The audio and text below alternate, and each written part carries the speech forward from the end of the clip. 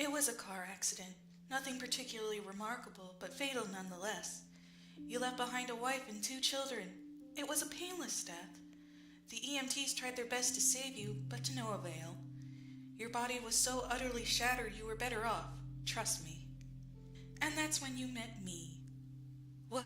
What happened? You asked. Where am I? You died, I said matter-of-factly. No point mincing words. There was a truck, and it was skidding. Yep, I said. I died? Yep, but don't feel bad about it. Everyone dies, I said. You looked around. There was nothingness, just you and me. What is this place? You asked.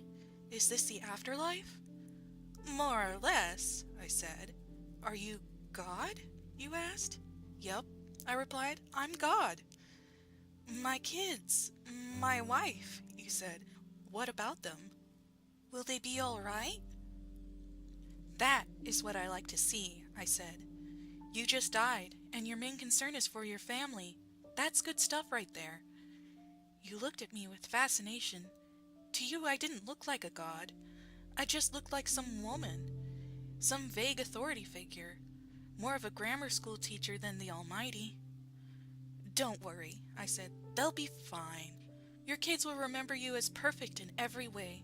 They didn't have time to grow contempt for you.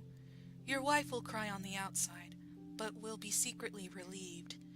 To be fair, your marriage was falling apart. If it's any consolation, she'll feel very guilty for feeling relieved. Oh, you said. So what happens now? Do I go to heaven or hell or something? Neither, I said. You'll be reincarnated. Ah, you said. So the Hindus were right. All religions are right in their own way, I said. Walk with me. You followed along as we strolled in the void. Where are we going? Nowhere in particular, I said. It's just nice to walk while we talk. So what's the point then, you asked? When I get reborn, I'll just be a blank slate, right? A baby. So all my experiences and everything I did in this life won't matter. Not so, I said. You have within you all the knowledge and experiences of your past lives. You just don't remember them right now. I stopped walking and took you by the shoulders.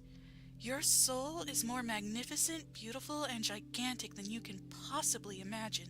A human mind can only contain a tiny fraction of what you are. It's like sticking your finger in a glass of water to see if it's hot or cold. You put a tiny part of yourself into the vessel, and when you bring it back out, you've gained all the experiences it had. You've been a human for the last 34 years, so you haven't stretched out yet and felt the rest of your immense consciousness. If we hung out here for longer, you'd start remembering everything, but there's no point doing that between each life. How many times have I been reincarnated then? Oh, lots. Lots and lots. And into lots of different lives, I said.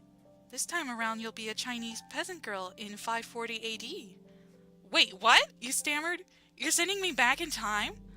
Well, I guess technically, time, as you know it, only exists in your universe. Things are different where I come from. Where do you come from? You pondered. Oh, sure, I explained. I come from somewhere else. And there are others like me. I know you'll want to know what it's like there, but you honestly won't understand. Oh, you said, a little let down.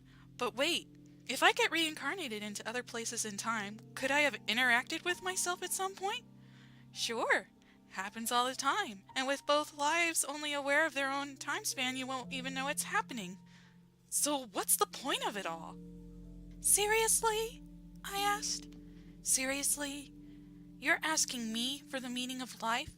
Isn't that a little stereotypical? Well, it's a reasonable question, you persisted. I looked in your eyes. The meaning of life, the reason I made this whole universe, is for you to mature. You mean mankind? You want us to mature? No, just you. I made this whole universe for you. With each new life, you grow and mature and become a larger and greater intellect. Just me? What about everyone else? There is no one else, I said. In this universe, there's just you and me. He stared blankly at me. But all the people on Earth. All you, different incarnations of you. Wait, I'm everyone? Now you're getting it, I said, with a congratulatory slap on the back. I'm every human who ever lived? Or who will ever live, yes. I'm Abraham Lincoln? And you're John Wilkes Booth, too, I added. I'm Hitler, you said, appalled, and you're the millions he killed. I'm Jesus, and you're everyone who followed him. You fell silent. Every time you victimize someone, I said, you are victimizing yourself.